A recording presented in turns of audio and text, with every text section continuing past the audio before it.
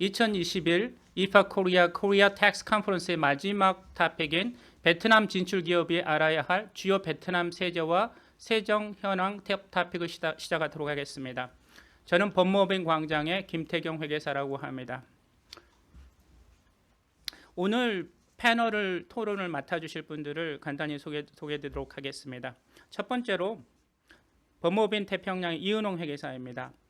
이은홍 회계사는 2007년 42회 공인회계사 시험에 합격하였고 현재 법무법인 태평양 조세그룹에서 다수 기업의 회계 및 세무자문, 세무조사 대응, 국세청 심사 청구 및 조세심판원, 심판 청구 등 조세불복 업무 등을 수행하고 있으며 특히 국제조세 및 해외 투자 관련 투자구조 자문 서비스 등의 세무자문 업무를 주로 수행하고 있습니다.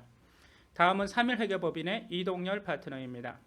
이동열 파트너는 2000년부터 3일회계법인에 근무하고 있으며 2년여간의 PwC 해외 오피스 경험을 통해 글로벌 조세에 대한 많은 경험을 가지고 있고 현재 글로벌 텍스 서비스 본부 담당 파트너로서 다국적 기업의 국내 진출 및 국내 기업의 해외 진출과 관련한 다양한 국내 국제 조세에 대한 자문 업무를 수행하고 있습니다. 다음으로는 김앤장 법률사무소의 한경수 세무사입니다. 한경수 세무사는 1998년 행정고시에 합격하였으며 이후 국세청에서 20여 년간 부가세, 법인세 등 다양한 분야에서 근무하였습니다. 이후 김앤장 법률사무소에서 세무조사 대응, 조세불복 등의 업무를 수행하고 있으며 특히 국세청 재직 당시인 2011년부터 3년간 주 베트남 대한민국 대사관의 주재관으로 파견 근무한 경험을 바탕으로 해외 진출 기업에 대한 상담, 자문 업무를 수행하고 있습니다. 저는 법무법인 광장의 김태경 회계사입니다. 20여 년간 회계법인에 근무하다가 법무법인 광장에 조인한 지는 한 9년 됐습니다. 주로 국제조세 업무를 담당하고 있는데 제가 베트남 세법이라는 책을 공저하게 돼서 이번에 베트남 세제 관련한 모더레이터를 맡게 된 것 같습니다. 처음으로 제가 그러면 주요 베트남 세제 관련해서 바로 설명드리도록 하겠습니다. 먼저 베트남의 조세 제도인데요. 베트남 진출 기업 및 외국 법인 관련 주요 세법으로는 법인세법, 자본 양도소득세, 개인소득세, 부가가치세, 원천징수 및 외국인 계약자세 등이 있겠습니다. 베트남 세법도 다른 법률 등과 유사하게 법률, 시행령 및 시행규칙으로 구성되고 과세관청의 공문 및 문서도 법원으로 인정됩니다. 그리고 베트남에서는 유권 해석이 가능한데요. 우리나라의 국세청의 유권 해석보다 매우 좀 자세하게 유권 해석을 받을 수 있습니다. 그래서 혹시 베트남에서 어떤 문제가 생기거나 조세 이슈가 생기면 유권 해석을 신청할 수 있겠습니다. 그리고 이제 국세청, 우리식 국세청인데 우리는 이제 국세총국이라고 베트남에서 이야기를 하는데요. GDT 또는 재무부로 이제 지방 국세청에 해당되는 지방성 세무국이나 관할 지역 세무국의 유권액에서 신청하면 국세총국이나 재무부로 이관돼서 검토가 되기도 합니다. 베트남의 조세제도에서 부가제척 기간은 10년이고 가산세 부과 기간은 5년으로 되어 있습니다. 그리고 납세 등록을 하지 않거나 형사처벌 대상이 탈세의 경우에는 과세관청은 부가제척 기간이 없이 조세 및 가산세를 부과할 수 있습니다. 조세회피 방지 규정은 없으나 실질과세 원칙 관련해서 2020년 7월 1일부터 시행되게 되었습니다. 다음은 자본 양도소득세 관련해서 말씀드리겠습니다. 자본 양도소득세는 Capital Assignment Profit Tax라고 되어 있는데요. 자본 양도소득세라고 하는 건 비상장 법인의 주식 양도소득에 대한 과세라고 보시면 됩니다. 실제 자본 양도소득세라고 하는 세목이 별도로 있는 것은 아니고요. 베트남의 비상장 주식의 양도차익이 이제 법인세, 일반적인 법인세율이 20%가 그대로 적용이 되는데요. 이러한 이제 베트남의 주식 양도차익에 대한 그 소득, 법인세 과세 자체를 자본 양도소득세라고 부르고 있습니다. 자본 양도소득세는 우리 이제 양도차익 과세처럼 양도가에서 취득원가를 차감해서 계산하게 됩니다. 그리고 양도인 또는 양도인 및 양수인이 외국 법인인 경우 납세 의무는 우리나라의 양도차익 과세처럼 유사하게 과세가 되고 있습니다. 그래서 뭐 예를 들면 양도인이 외국 법인이라면 베트남 양수인이 원천징수하도록 돼 있고 그 다음에 양도인과 양수인이 모두 외국 법인이라고 한다고 하면 해당 법인이 원천징수하도록 하고 있습니다. 그리고 이전 가격 관련한 규정이 베트남 이전 가격 규정이 최근에 이제 개정이 됐는데요. 2020년 6월 24일에 그 디크리 20에서 디크리 68로 개정이 되면서 선포되면서 이자 비용의 세무상 송금 산입 한도가 EBI TD의 20%에서 30%로 상향 조정됐습니다. 그리고 송금 불산입 때 이자 비용도 이후 5년 동안 2월하에 송금 산입될 수 있도록 됐고요. 그래서 이와 같은 완화된 이자 비용 공제 규정은 소급 적용됩니다. 그래서 차입금이 있는 많은 기업들에게 상당한 세금 혜택, 절감 혜택이 있을 걸로 보입니다. 그리고 2020년 11월 5일에는 베트남 정부가 디크리 131을 공표해서 2020년 12월 20일부터 시행돼서 2020년부터 적용이 됩니다. 그래서 디크리 132는 디크리 20, 디크리 68을 대체해서 베트남의 새로운 이전 가격 규정이 됩니다. 특이한 사항은 보통 이전 가격 정상 가격 범위 그러면 하위 25%부터 상위 75% 사이를 4분위 범위로 정하고 있는데요. 개정 베트남 이전 가격 규정에 따르면 하위 범위를 35%로 10%를 상향 조정하게 됐습니다. 그래서 기존의 하위 25%에 맞춰서 이전 가격을 세팅하신 법인들 같은 경우에는 10%가 올라가서 자칫 이전 가격 범위를 벗어날 수 있다. 이 부분을 좀 유념하셔야 될 것 같습니다. 그리고 외국인 계약자세 관련해서는 지금 이제 이어지는 우리 이은홍 회계사님이 자세히 설명을 하실 텐데요. 우리 법원하고 조세심판원 결정이 있었습니다. 그래서 그동안 외국인 계약자세 관련해서 여러 가지 쟁점이 있었는데 그 부분은 좀 이따 더 자세히 설명드릴 텐데 조금 더 좀 더 긍정적인 이런 판결과 그 다음에 조세심판원 결정이 있었다. 이 부분 좀 인용해서 보시면 되실 것 같습니다. 다음으로는 태평양의 이은홍 회계사님께서 외국인 계약자세 관련해서 설명해 주시겠습니다. 예, 반갑습니다. 저는 법무법인 태평양의 이은홍 회계사고요. 제가 맡은 부분은 말씀해 주신 대로 외국인 계약자세입니다. 우리나라 기업들이 베트남에서 소득을 벌고 일단 그 소득에 대해서 베트남에서 외국인 계약자세를 납부를 하고 그 베트남 원천 소득에 대해서 또다시 우리나라에서 법인세를 납부를 하면서 베트남의 외국인 계약자세 그거를 이제 공제받지 못하면 두 나라에서 이제 과세가 되는 이중과세 문제가 발생을 합니다. 그래서 이 외국인 계약자세를 우리나라 법인세법 계산할 때 외국 납부 세액으로 공제받는 게 굉장히 중요한데 저는 오늘 일단 외국인 계약자세의 과세 대상 그리고 이제 베트남에서의 납부 방식을 좀 간략하게 말씀을 드리고 그 다음에 우리나라에서 이제 법인세 법상 외국 납부 세액 공제를 적용받을 수 있는 구체적인 요건들을 정리를 해서 말씀을 드리겠습니다. 일단 과세 대상을 좀 살펴보면 이제 이름 그대로 우리나라 기업이나 기업이나 이제 개인들이 베트남 계약 주체와 이제 계약을 체결해서 그 계약에 근거해서 우리나라 거주자들이 베트남에서 소득을 얻으면 그 소득에 대해서 부과하는 세금이 이제 외국인 계약 자세입니다. 근데 이제 별도의 이름이 있긴 한데 이게 사실 별도의 세목은 아니고 우리나라의 어떤 법인세와 부가가치세가 이 조합이 된 거다. 그렇게 보시면 되겠습니다.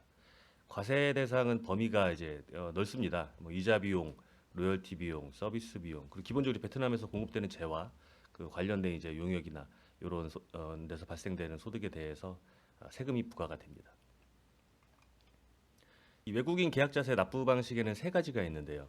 일단 첫 번째로는 우리나라의 기업들이 베트남 세무당국에 자진해서 신고 납부하는 방식입니다.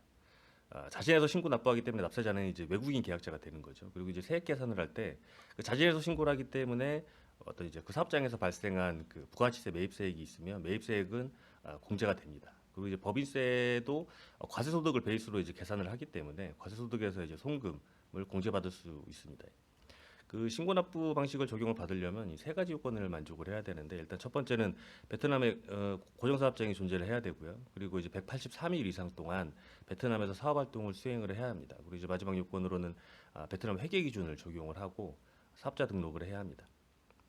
두 번째 방법은 이제 우리나라 기업들이 자진해서 신고 납부 안 할 때 베트남의 거래처들이 우리나라 법인에 대금을 지급을 하면서 그 지급액에서 일정 금액 을 퍼센테이지로 떼서 이제 원천징수하는 방식입니다. 그 부가가치세나 법인세 같은 경우에 각각 이제 지급 대가에서 일정 퍼센트를 곱해서 세액을 계산합니다. 그리고 이제 마지막 세 번째 공제법, 이건 하이브리드 메소드라고도 하는데요. 방법 1하고 방법 2가 이게 약간 섞여 있는 그런 방법입니다. 그 부가가치세는 방법 1에 따라서 이제 매입세 공제가 가능하고요. 이제 법인세 같은 경우에는 수익 금액의 일정 퍼센테이지를 곱해서 세액을 계산을 합니다. 이때 이제 납세자는 우리나라 기업이 아니고 저 베트남 계약 당사자가 됩니다. 요것도 이제 요건을 좀 만족을 해야 되는데 베트남에 일단 고정사업장이 있어야 되고 183일 이상 동안 베트남에서 사업 활동을 수행해야 하고요. 그리고 저 베트남 회계 기준 아니지만 뭐 현금주의 회계 처리를 적용을 해야 적용이 가능합니다. 예, 그리고 이제 외국 납부 세액 공제, 우리나라에서 이제 외국 납부 세액 공제를 받을 수 있는 요건을 살펴보면 크게 두 가지인데요. 첫 번째는 이제 베트남에 고정 사업장을 둬야 합니다. 그리고 두 번째는 그 고정 사업장에서 국영원천 소득이 발생을 해야 합니다. 이 이제 외국 납부 세액 공제가 이제 뭐 가능하냐, 그 이제 연역을 좀 살펴보면 과거에는 이제 기획재정부나 국세청이나 이 이제 외국인 계약자세가 그 뭐 우리나라의 부가가치세나 뭐 중국의 그 증치세처럼 이거 이 뭐 거래세다. 이건 이제 이윤세가 아니기 때문에 외국납부세 공제가 안 된다. 예, 그렇게 유권 해석을 했었는데 2017년에 감사원이 이 외국인 계약자세는 베트남 고정사업장에 기속되는 그 소득에 부과되는 이윤세다. 그 이제 그 근거는 예전에 뭐 1990년대 한국이랑 베트남 이제 조세협정 맺을 때그 이윤세다. 그렇게 합의본 사항도 있고요. 그래서 이제 감사원이 외국납부세 공제 대상에 해당이 된다라고 정리를 해줬고 그 이후에는 뭐 조세심판원이나 감사원이나 이제 국세청도 그 외국납부세 공제 적용 요건 고정사업장과 이제 국유원천 소득 이 요건을 만족을 하면 공제를 해주고 있습니다. 그 첫 번째 고정사업장 인정 요건을 좀 중요한 부분만 좀 정리를 해봤는데 요거는 그 뭐 조세심판원 심판례나 감사원 심사청구에 그 결정문에 요 그 인정 요건들이 자세하게 규정이 되어 있습니다. 근데 대략적으로 중요한 내용들만 좀 살펴보면 그 베트남에 사업장 등록을 했는지 여부는 무관합니다. 중요한 건 이제 그 베트남에서 사업의 중요하고 본질적인 사업 활동을 수행을 하면 고정사업장으로 인정받을 수가 있습니다. 이게 이제 기본적인 고정사업장의 정의고요. 그 뭐 예컨대 다수의 파견 직원들이 이제 현지 공장에 이제 상주를 하면서 중요한 활동들, 뭐 생산 품질 관리, 영업 활동, 납품, 사후 관리 이런 본질적인 사업 활동을 수행하면 고정사업장으로 인정이 가능합니다. 그 대표적으로 우리나라 기업들 같은 경우에는 외국인도 수출 방식으로 베트남에서 이제 많이 사업 활동을 수행하는데 그 이제 우리나라에서 원재료를 베트남 현지 공장에 보내고 이제 현지 공장에서 그걸 완제품으로 만든 다음에 베트남 거래처에 그걸 매출을 하는 거죠. 그럼 이제 베트남 거래처에서는 그 계약 주체가 우리나라 그 본사니까 우리나라 본사에 대금을 송금을 하면서 그 외국인 계약 자세를 원천 징수해서 그 납부를 하는 그런 케이스인데 이 한 베트남 조세 조약상에 어떤 외국인도 수출 같은 경우에 뭐 고정사업장이 아니다. 뭐 그렇게 특별히 규정하고 있지도 않고 제가 실무상 그 베트남 유권에서 그런 것도 본 적이 있습니다. 그 기본적으로 외국인도 수출이면 그 베트남에 고정사업장이 있는 걸로 본다. 예, 베트남 세무당국에서 그렇게 유권 해석한 것도 있고요. 그 구체적으로 그러면 우리가 뭐 국세청이랑 좀 다툼이 있다. 그럴 때 그러면 고정사업장이 있는 걸 인정받으려면 어떤 증빙이 필요한가? 그것들을 좀 마지막으로 정리를 해봤는데 기본적으로 뭐 베트남 외국인 계약자세 납부증명서가 있어야 될 겁니다. 예. 그 물론 이제 납세 의무자는 그 본사가 돼야 될 거고요. 그 세목도 이제 소득에 부과되는 그 법인소득세 부분만 공제가 가능합니다. 그리고 이제 뭐 베트남 과세당국으로부터 이게 그 한국 법인의 그 고정사업장이 베트남에 존재한다 그런 확인 서한을 좀 제출할 필요도 있을 거고요. 그리고 중요한 게 이제 현지에서 수행한 활동들 관련된 증빙들을 좀 구비를 해둬야 됩니다. 예를 들어서 주간 업무 보고서라든지 뭐 양산 테스트 관련해서 뭐 분량 논의한 내용이라든지 뭐 제조 공정이나 하자 보수 관련해서 업무 수행한 내역들 그런 것들을 통해서 이제 입증이 가능합니다. 이제 두 번째 요건 그 국외원천 소득인데요. 요거를 이제 어떻게 계산하느냐. 요것도 국세청이랑 그 납세자 간의 다툼이 있었습니다. 이제 국세청 같은 경우에는 이 TP 관점에서 그 현지 사업장의 소득을 계산을 해야 된다. 이제 그렇게 하게 되면 그 본사에 비해서 아무래도 그 베트남에 있는 고정 사업장의 기능이 좀 덜 중요한 기능을 수행을 할 거기 때문에 그 현지 고정 사업장이 기속되는 이윤이 작아야 되고 그러니까 우리나라에서 외국 납세 공제받는 금액도 작아야 된다. 이제 그게 국세청 주장이고요. 근데 조세심판원이나 감사원에서 결정을 내려줬습니다. 그렇게 TP 관점에서 판단하는 게 아니고 법인세법상 외국 납부세액을 공제를 규정하고 있는 그 규정에서 국외 원천 소득의 계산 방법을 규정하고 있으니 그대로 따라라. 그렇게 결정을 해줬고요. 그 법인세법상 외국 납부세 공제 규정을 살펴보면 또 개별 입금과 송금, 그러니까 그 베트남 현지 고정사업장에서 직접 귀속되는 입금과 송금은 베트남 현지 고정사업장의 그 국외원천 소득으로 바로 이제 귀속시키면 되고요. 그 공통 입금과 송금, 그 우리나라 본사와 베트남 현지 고정사업장에 공통으로 발생한 입금과 송금은 일정한 기준으로 안분을 합니다. 이 법인세법 시행 규칙에 규정이 되어 있는데 예를 들어서 이제 R&D 비용 같은 경우에는 매출액이나 매출 총이익으로 이제 비율로 안분을 하고 그 R&D 비용 외에 그 나머지 비용들은 그 본사와 베트남 고정사업장 간의 그 업종이 같다. 둘 다 뭐 제조업이다. 그러면 매출액 비율로 안분을 하고 업종이 다르면 그 개별 송금 비율로 안분을 합니다. 이렇게 해서 이제 국외 원천 소득이 계산이 되면 외국 납부세액 공제 한도, 그 법인세 산출세 곱하기 과세 표준분의 국외 원천 소득 이 한도 내에서 외국 납부세액 공제가 가능합니다. 제가 그 말씀드릴 내용은 여기까지고요. 그 기업별로 혹시 그 외국 납부세액 공제 대상이 요건을 만족함에도 불구하고 혹시 안 받고 계시거나 아니면 공제를 받고 있는데 혹시 요건에 해당이 안 되시진 않은지 그걸 한번 좀 살펴보시는 기회가 됐으면 좋겠습니다. 감사합니다. 예, 태평양의 이은홍 회계사님께서 베트남 외국인 계약자세에서 관련해서 잘 말씀 주셨습니다. 지금 외국인 계약자세는 2021년 3월 29일 날 조세심판원 결정에서도 보시는 것처럼 세 차례의 제조사 결정과 불복 과정을 거쳐서 인정되기도 하고 있습니다. 그래서 많은 쟁점이 되고 있는 부분들이기 때문에 잘 검토해서 대응하셔야 될 것으로 보입니다.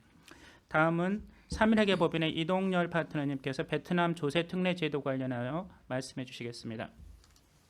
네, 안녕하십니까. 3일회계법인 GTS 본부 이동열 회계사입니다.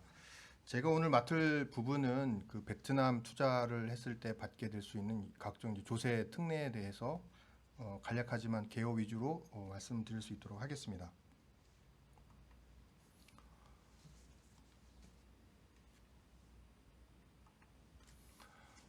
일단 베트남은 86년도에부터 이제 개혁 개방 노선을 채택을 했고요. 투자 유치는 그때부터 시작을 했지만 사실상 이제 본격적인 투자 유치는 2000년대부터 발생됐다라고 볼 수 있을 것 같습니다.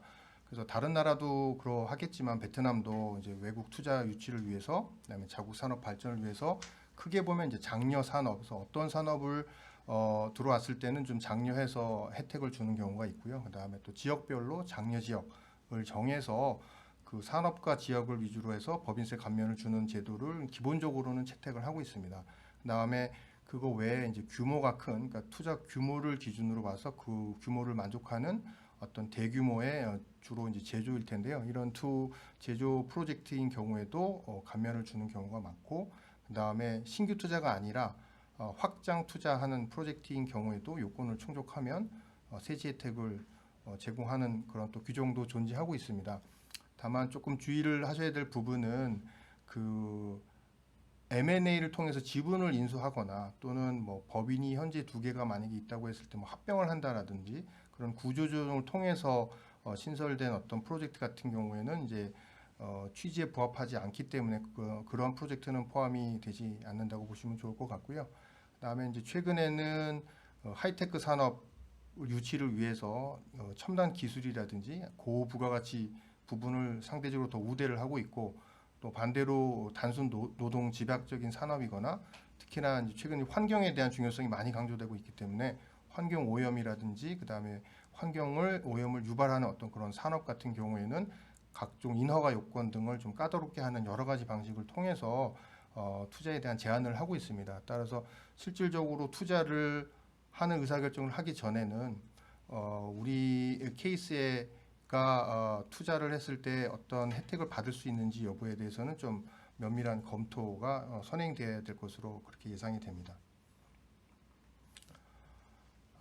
그 다음은 세제 혜택을 크게 분류를 좀 해봤는데요. 아까 잠깐 모두에 말씀드린 것처럼 이제 산업별에 따른 혜택이 있고, 그다음에 지역에 따른 혜택이 있고, 그다음에 대규모 제조 프로젝트인 경우에도 이제 혜택을 주게 되는데요.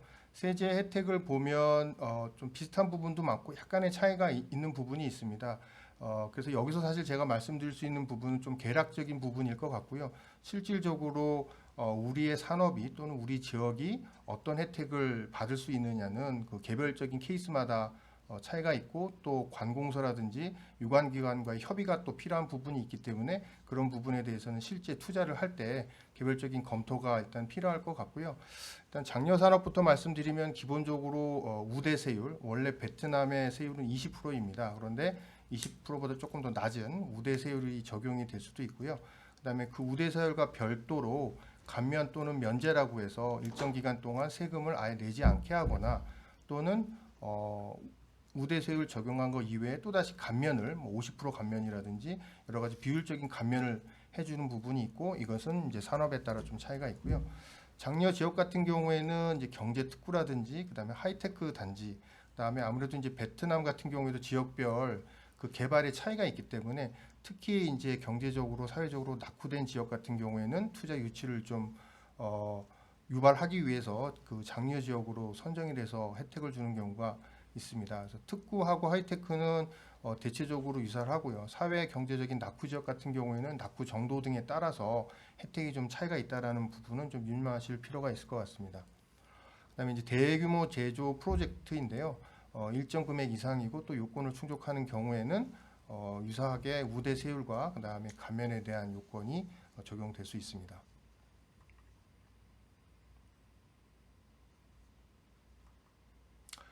첫 번째로 이제 산업을 말씀드리고 그다음 지역, 대규모 투자, 그다음 기타 사항들로 말씀을 드리고자 합니다.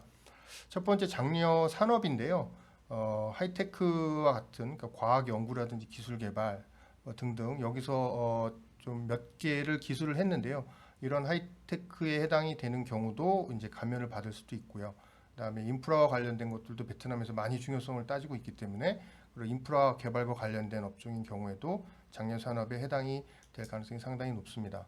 그다음에 이제 소프트웨어 제품 제조, 그다음에 합성 자재, 뭐 건설 전자재, 그다음에 재생 에너지 등 여러 가지 어떤 항목들이 있고요. 통상적으로 세제 혜택은 15년 동안 10%의 우대세율을 받는 게 있고 여기에 더해서 초기 4년은 세금을 면제를 하고 그 다음 9년 동안은 50%또 감면을 받는 그런 혜택들이 부여될 수 있습니다.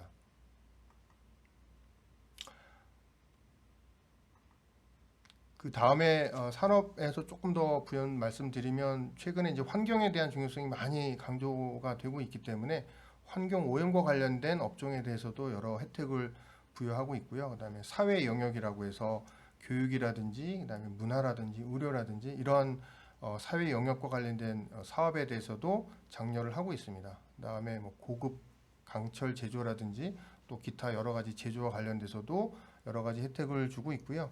그 혜택은 아까 모두에 말씀드린 것처럼 산업별로 좀 차이가 있고 또 유관기관과의 협의는 필요하고요. 일반적인 케이스라고 하면 15년 동안 10%의 우대세율과 그다음에 4년 면제, 그다음에 9년 50% 감면 또는 뭐 2년 면제, 그다음에 또 5년 동안 50%라든지 기타 다른 어떤 감면이 되는 경우도 있고요. 그다음 사회 영역 같은 경우에는 그런 기간으로 하는 것이 아니라 운영 기간 내에 계속해서 10%의 우대세율을 적용해 주는 경우도 있고 거기에 더해서 지역에 따른 또 추가적인 감면 등이 적용이 될 수도 있습니다. 그다음에 이제 지역에 대한 세제 혜택을 말씀드리려고 합니다. 아무래도 지역인 경우에는 이제 경제 특구를 많이 볼 수 있고요. 이 경제 특구는 크게 보면 베트남의 북부와 중부와 남부로 이렇게 좀 집중이 돼서 그 안에 있는 몇 개의 시에 그 경제 특구가 이렇게 모여 있는 경우가 많습니다. 그래서 이제 경제 특구로 가는 경우에는 우리 비즈니스가 이 지역 중에 어느 쪽에서 더 활발하게 진행이 되는 것이 좋을지에 대한 또 비즈니스적인 의사결정이 같이 동반이 될 것으로 보여지고요.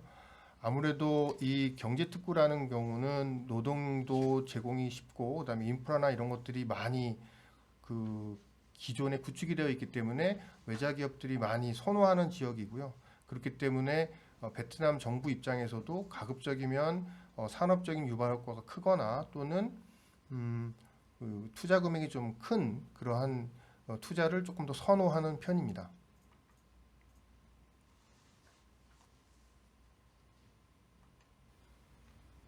그다음 장려 지역에 대한 세제 혜택 부분에서 조금 더 부연해서 말씀드리면 우대세율과 감면 혜택은 이제 중복이 가능하고요. 이제 계산과 관련해서 조금만 더 설명을 드리면 우대세율은 최초로 매출이 발생하는 시점부터 15년 동안 10%가 적용이 될 수 있습니다. 원래 아까 20%가 표준이라고 말씀드렸으니까 절반인 10%가 매출이 처음 발생하는 시점부터 15년 동안 적용이 되고요. 그 외에 만약에 감면이 또 추가적으로 적용이 된다라고 하면 이제 중복이 가능한 것인데 이 감면은 매출이 최초 발생한 것이 아니라 이익이 최초로 발생한 연도로부터 카운트가 됩니다. 그래서 이익이 최초로 발생한 연도로부터 4년 동안은 아예 이제 면제가 되고 그 다음 연속된 9년 동안은 50%의 법인세를 감면을 받게 됩니다. 그래서 밑에 표에 보시면 회사가 설립하자마자 사실은 매출이 발생하고 이익이 발생한 것을 사실은 좀 가정에서 단순화해서 표현해서 실제 상황은 좀 다를 수 있는데요. 그러면 처음에 1차년도부터 4차년도까지는 실제 적용세율은 0%가 되고 그다음에 5부터 13까지는 우대세율은 10%에 다시 50%가 감면이 되기 때문에 5%가 적용이 됩니다. 그 다음에 14, 15년 차에는 다시 10%가 되고 그 다음에는 정상세율은 20%로 가게 되는 부분이 좀 차이가 있습니다. 여기서 이 부분은 실질적으로 회사가 밸류에이션을 하거나 미래 손익을 예측하는 데 있어서는 조금 참조하시면 좋을 것 같습니다.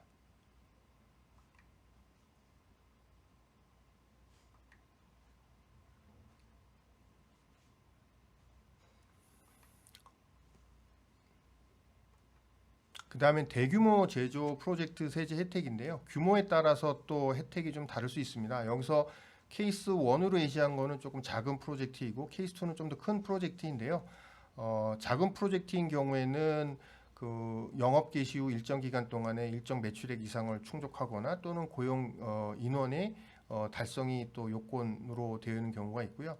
그보다 더 큰 프로젝트인 경우에는 그런 요건은 없는 대신에 관련 법률에 따라서 투자하고자 하는 기술이 베트남에서 장려 기술로 등록된 기술을 사용해서 제조 활동을 하는 생산 기업이어야 한다라는 조건이 있습니다. 효과는 아까 경제특구나 하이테크와 유사하게 우대세율 및 감면 혜택이 각각 중복적으로 부여가 가능합니다. 그다음에 확장 투자 부분인데요.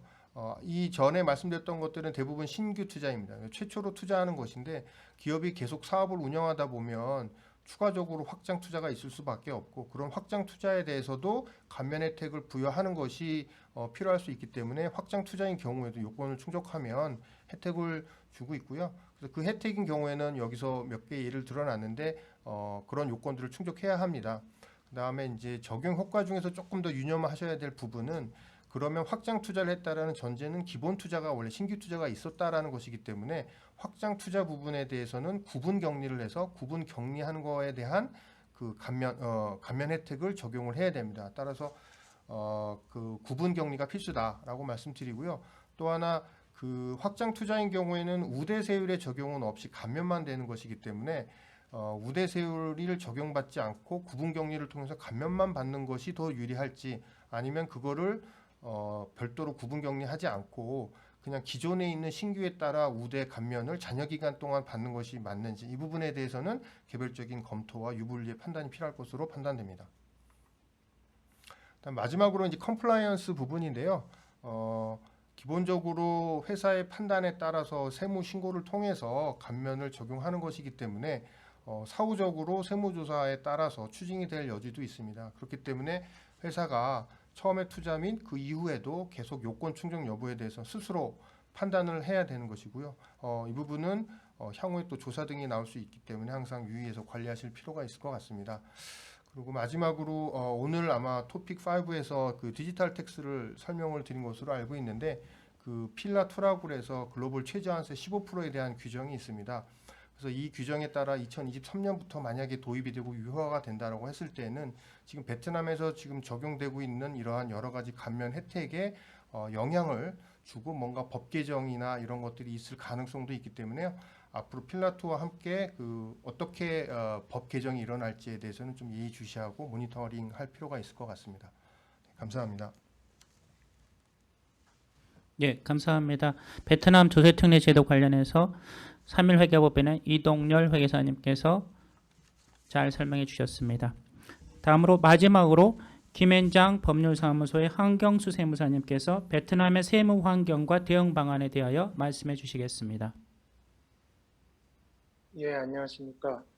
제가 오늘 사전에 좀 죄송한 말씀을 드려야 되겠는데 피치모탈 개인 사정으로 제가 외부에서 접속을 하고 있습니다.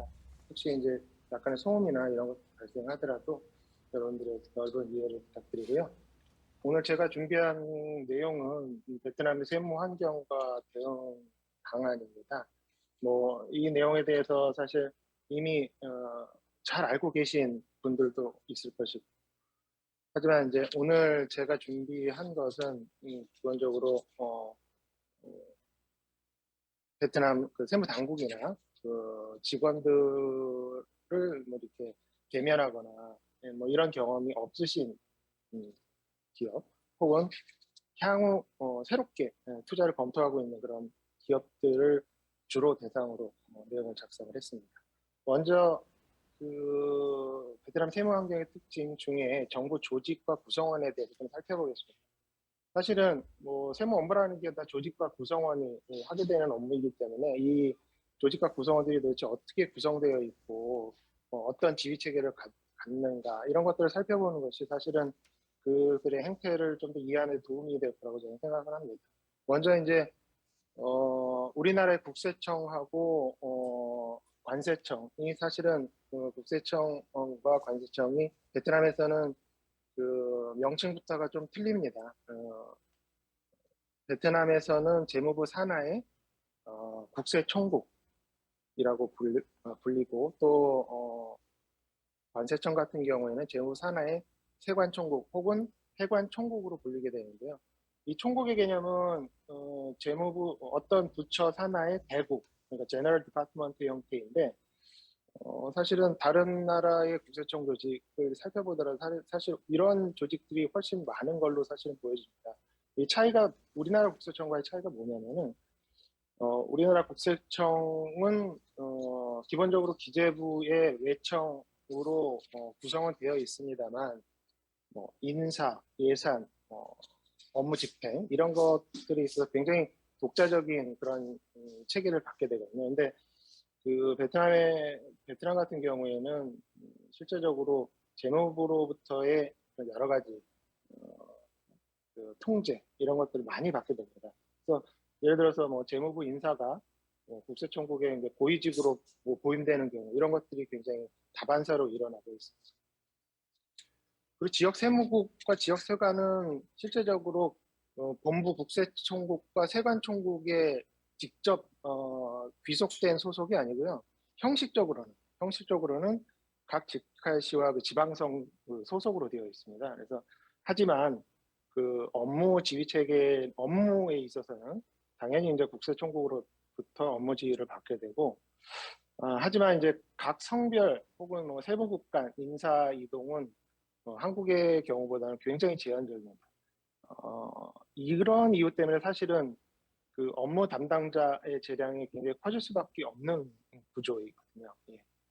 그리고 이제 직원들은 기본적으로 각 세무국과 지역 세관별로 선발을 하게 되어 있습니다. 우리와는 틀리죠. 우리는 중앙정부에서 한꺼번에 선발을 해서 각 부처로 배치하는 이런 형태를 가지고 있는 반면에 이쪽은 베트남 쪽은 각 세무국 지역 세관별로 선발하는 체계이고 이러다 보니까 선발 체계가 사실은 좀 투명하다고 보기가 좀 어렵습니다. 그러다 보니까 이제 그 구성원들을 이렇게 쭉 살펴보면은 뭐 친인척 혹은 지인들이 이제 함께 근무하는 경우가 굉장히 많습니다. 또 전혀 세무 경력이 없는 사람이 주요 보직의 간부로 부임하는 경우도 꽤 있거든요. 이런 것들은 사실은 뭐 세무 분야뿐만 아니라 베트남 공직사회의 전반적인 공통된 현상이라고 볼 수가 있겠습니다. 그리고 한 직위에서도 무척 오래 근무를 하는데요. 예를 들면 차관급 같은 경우도 한 자리에서 한 10년씩 근무하는 건 굉장히 흔한 일입니다. 제가 이제 베트남에서 대사관에서 근무할 당시에 그때 이제 처음 부임했던 국세총국장, 우리나라로 치면 국세청장이죠. 이분 같은 경우는 2011년 부임해서 2019년경 퇴임을 하셨거든요. 굉장히 오랜 기간 한 자리에서 재임을 하게 됩니다. 이것도 아까 말씀드렸던 것처럼 담당자 혹은 직원들의 권한이 클 수밖에 없는 그런 구조를 낳게 됐습니다.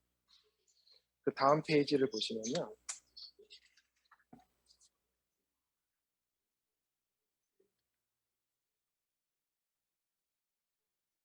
조세제도 체계를 좀 살펴보시면은 기본적으로는 한국 조세제도하고 굉장히 유사합니다. 우리나라 조세 체계처럼 기본적으로는 VAT, 부가가치세가 기반으로 형성이 되면서 그를 통해서 여러 가지 과세 자료가 생성이 되고 그에 따라서 결국은 법인세나 개인 소득세로 연결이 되는 그런 구조는 굉장히 유사하고요. 뭐 예를 들면 전자세금계산서 제도 같은 것도 최근에 도입이 됐습니다. 그래서 이런 어떤 VAT를 기반으로 한 어떤 그 과세 체계를 완성하기 위한 그런 노력이거든요. 그래서 과세 인프라 구축에 굉장히 많은 노력을 하고 있어서 처음에 이제 조세 체계를 쭉 살펴보시면 한국에서 세무 관련된 일을 하셨으면은 뭐 과세 체계를 이해하시는 데는 굉장히 유리한 구조라고 보실 수 있습니다. 그리고 조세제도 같은 경우에 굉장히 이제 한국이나 일본 혹은 기타 선진국 체계를 굉장히 많이 참고를 하고 법령도 굉장히 많이 참고를 하고 있습니다. 참고를 하고 있고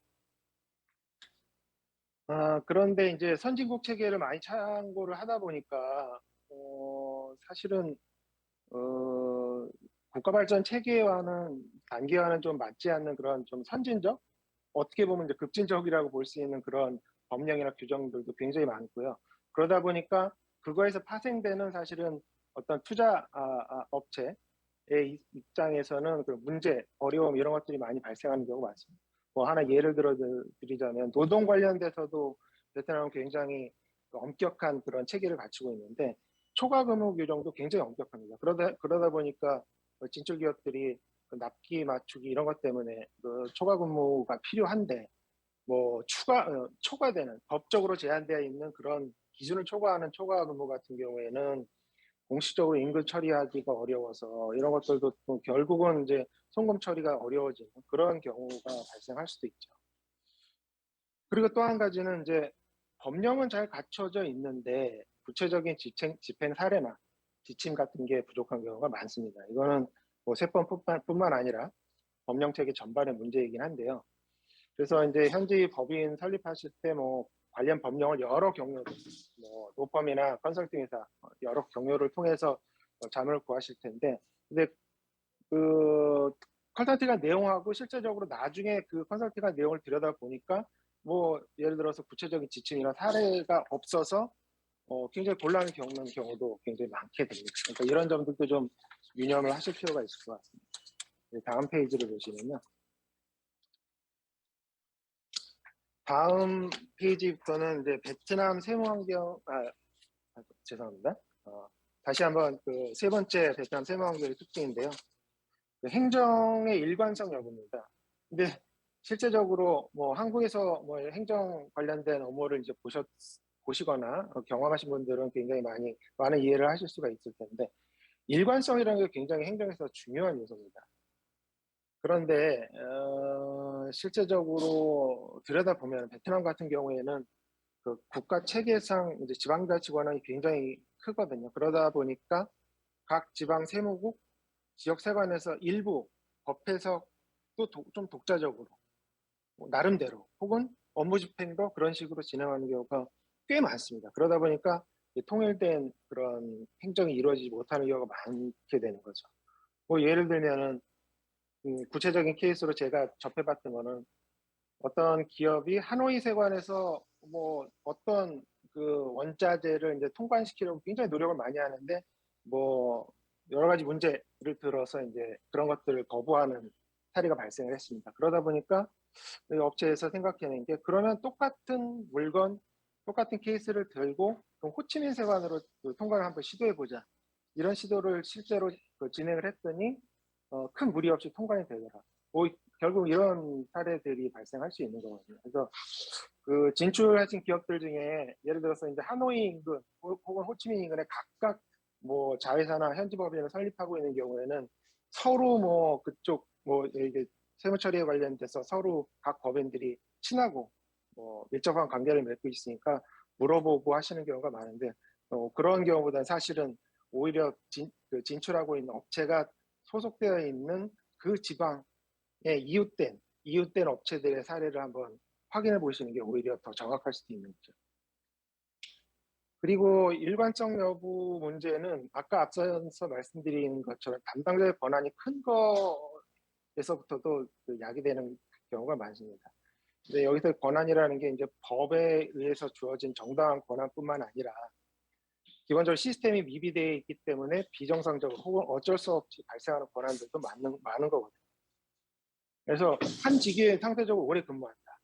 뭐 그러다 보면 거기에 플러스 또 사회주의 성향에서 유래하는 걸 수도 있는데 자신의 권한 밖에 있는 일 혹은 이해관계가 없는 일에 대해서는 관심을 두지 않고 모른 척하는 그런 경향도 좀 많습니다. 그러다 보니까 어떤 업무를 직접 담당하고 있는 그 담당자의 권한이 굉장히 커질 수밖에 없는 거죠. 그래서 이런 문제가 좀 심각해지다 보면은 사실은 각 그 기관 간 혹은 뭐 상하 조직 간의 그 지휘 체계를 갖고 있는 상하 기관 간의 그 업무 때문에 그 알력이 발생하는 경우도 있습니다. 뭐 예를 들면은 그 어떤 지방청에서 지방 세무국에서 이전 가격 조사를 하는데 뭐 내용을 살펴보면은 뭐 아주 기초적인 사실만 이해하고 있어도 좀 터무니없다는 거를 알 수 있는 수준의 이제 조사를 하는 경우가 발생했습니다. 네, 제가 옆에서 지켜본 케이스인데 그러다 보니까 이런 것들을 이제 본청에 이전 가격을 총괄하고 있는 그 국제조세국에 뭐 하소연 아닌 하소연을 하다 보니까 그 사실을 인지하고 국세청국의 조세국에서 이 조사를 직접적으로 끌어와서 본인들이 수행하려는 시도를 사실은 한 적이 있습니다. 근데 베트남 국세청국은 본청도 사실은 우리 한국 국세청과는 다르게 조사 기능이 있거든요. 그러니까 이런 사례가 발생하는 사실은 이런 것들이 이렇게 뭐 조사 관할도 바뀔 수 있다. 이건 여러 가지 것들이 납세자 입장에서는 어떤 스테이블한 환경이 조성되지 않는 그런 결과이기 때문에 이게 사실은 결론적으로는 좋을 수는 없는 환경이라고 볼 수 있겠습니다. 다음 페이지 보겠습니다. 그래서 이런 것들에 대해서 그럼 우리 기업들이 어떻게 대응을 해야 될지를 좀 큰 틀에서 몇 가지만 제가 생각을 해봤는데요. 첫 번째로는 세무 문제에 있어서 좀 지속적인 관심을 좀 가지시고 사전에 좀 철저한 준비를 하시는 게 사실은 최선이다라는 말씀을 드리고 싶고요. 뭐 예를 들면은 진출 기업 중 대다수가 이제 여러 가지 다른 업무에 이제 집중을 하시다 보니까 세무에 무관심을 하신 경우가 많습니다. 뭐 실제적으로 베트남 내에서는 원부자재 수급 혹은 진짜 골치 아픈 문제가 이제 직원들을 리크루트를 어떻게 하느냐가 굉장히 큰 문제인데 사실은 세무 문제는 평소에 꾸준한 관심이 사실 필요한 문제입니다. 베트남 같은 경우는 통상적으로 현지인 세무 담당자, 흔히 이제 세무장이라고 부르기도 하는데 이 담당자한테 업무를 전담해서 맡겨놓고 그냥 신경을 쓰지 않는 경우가 그런 업체들을 굉장히 많이 봐왔거든요. 그러다 보면 사실은 결국은 나중에 사소한 문제 때문에 조사의 빌미가 된다든지 그러한 케이스들이 조사의 메인 이슈가 된다든지 하는 경우가 굉장히 많이 발생을 하게 됩니다. 그래서 사실은 현재 진출 기업은 그 현지인 그 세무장의 업무를 100% 신뢰하기보다는 우리 한국인 주재원이 좀 지속적인 관심을 가지고 그거에 대해서 체크를 해나갈 필요가 사실은 있습니다.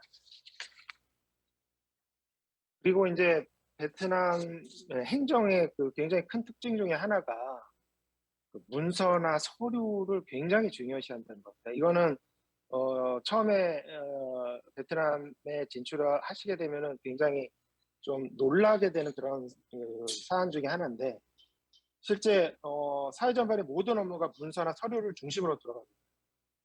오히려 한국보다 그런 것들을 더 중요시한다고 보시면 되고요. 예를 들어서 뭐 우리 정부나 기업들이 뭐 한번 베트남을 오가게 되면은 뭐 베트남 정부나 아니면 기업들하고 뭐 가벼운 마음으로 MOU에 사인하시는 경우가 많은데 이 사람들 이거 10년, 20년 들고 있다가 나중에 들이미는 경우도 굉장히 많습니다.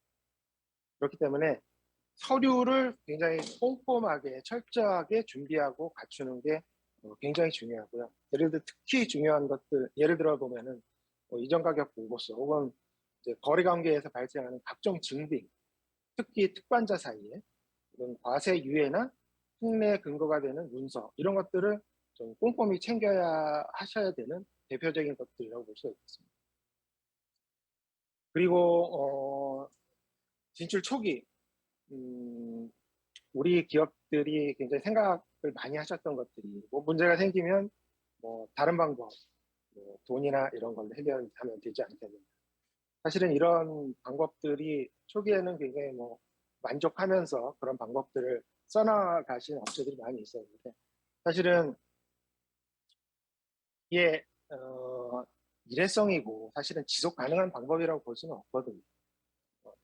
요새 진출 기업들 하시는 말씀 들어보면 조사 과정에서 요구하는 금액 자체가 예전과는 전혀 단위 자체가 틀려졌다라고 말씀을 하시는 경우가 많습니다. 결국은 우리 진출기업 책임도 일정 부분 있는 거고 그렇기 때문에 대전제는 물론 성실한 신고가 납부이겠지만 좀 부당한 과세에는 정해진 절차, 조세 불복, 조세 소송 이런 것들을 좀 적극적으로 전향적으로 검토하셔야 될 때가 왔다고.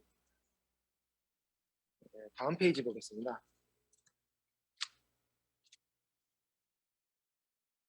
그리고 어떤 문제가 발생을 하고 했을 때, 좀 공식적인 경로를 통해서 이런 이의를 제기하고 하는 방법도 굉장히 좀, 중요하게, 고려를 하셔야 할 요소라고 생각이 드는데요. 그게 이제, 베트남에서의 한국의 위상과도 사실은 관련이 있습니다. 뭐 여러분들 뭐 잘 아시겠지만, 베트남에 이제 투자하고 있는 여러 투자국들 중에 뭐 한국이 굉장히 높은 랭킹, 1, 2위를 다투는 국가이고요. 외교적인 측면에서도 그렇습니다. 실제 이제 일본이 굉장히 우리가 생각하는 것보다 훨씬 그 이상의 외교 강국이고, 사실은 우리나라가 일본과 이렇게 대적할 만한 그런 외교적으로 대적할 만한 그런 국가가 흔치 않은데 주요국 중에서 사실은 베트남은 우리가 일본과 뭐 외교적으로도 어깨를 겨뤄도 뭐 전혀 손색이 없는 그런 상황이라고 보시면 되겠습니다. 그렇기 때문에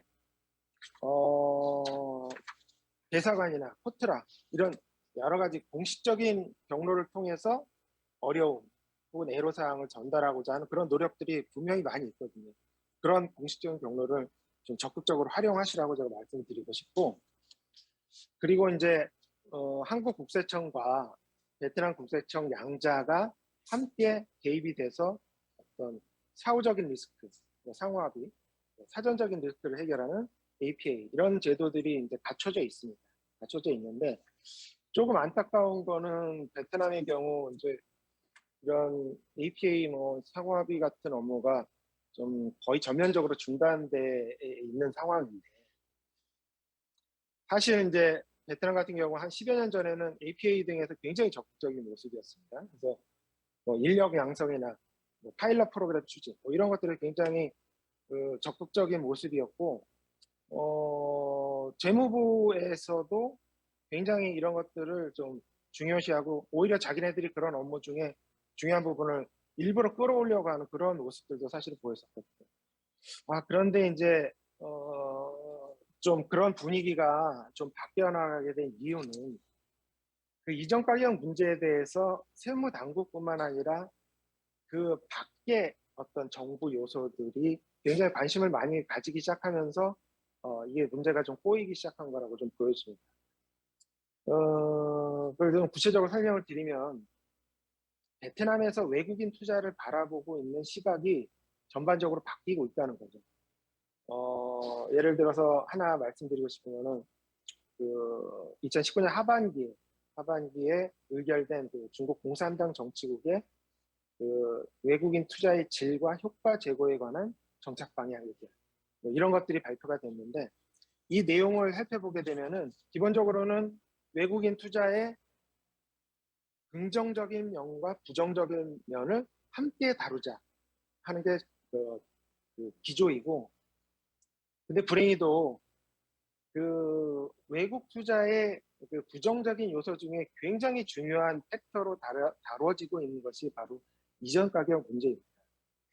그러다 보니 재무부, 국세청국 등등 이 APA 업무를 굉장히 좀 전격적으로 도입해서 시행하는 것을 좀 두려워하는, 꺼려하는, 가능하면 좀 뒤로 미루고 싶어하는 그런 경향들이 굉장히 많이 발생을 했고, 하지만 뭐 결국은 이 국제적인 추세 이런 것들을 생각해 볼 때는 이런 업무는 조만간 재개될 수밖에 없는 상황이라고 저는 생각을 합니다. 뭐 결론을 말씀드리면은 제가 지금까지 베트남 투자 환경에 대해서 굉장히 부정적인 말씀을 드린 것 같은데 사실은 긍정적인 측면이 훨씬 많은 투자처라고 저는 생각을 하고요. 공무원들의 그 부정적인 행태 때문에 어려움이 많은 것은 사실이지만 그 베트남 공무원들 이렇게 살펴보면은 교육 수준이나 출신 배경들이 굉장히 우수한 사회 선도 그룹입니다. 나름 책임감도 뚜렷하고요. 그래서 그 부패 척결을 위해서 또 당이나 정부에서도 굉장히 많은 노력. 예를 들면은 한국처럼 공직자 재선 등록 제도도 얼마 전에 도입을 해서 시행을 하고 있습니다. 그렇기 때문에 장기적으로는 이런 여러 가지 사회 전반 투자 환경을 좋게 하려는 그런 노력들은 계속될 것이고 또 개선이 될 것이다. 그렇기 때문에 투자처로서 베트남을 아직도 그리고 앞으로도 지켜봐야 될 그런 이유라고 생각을 합니다. 예, 이상 마치겠습니다. 감사합니다. 예, 예정 시간을 넘겨서 이렇게 또 여의치 않은 환경하에서도 베트남 세무 환경과 대응 방안에 대해서 김현장 법률사무소의 하은경수 세무사님께서 잘 말씀해 주셨습니다. 이상으로 2021년 IFA 코리아 코리아 텍스 컨퍼런스를 마치도록 하겠습니다. 내년에 뵙겠습니다. 감사합니다.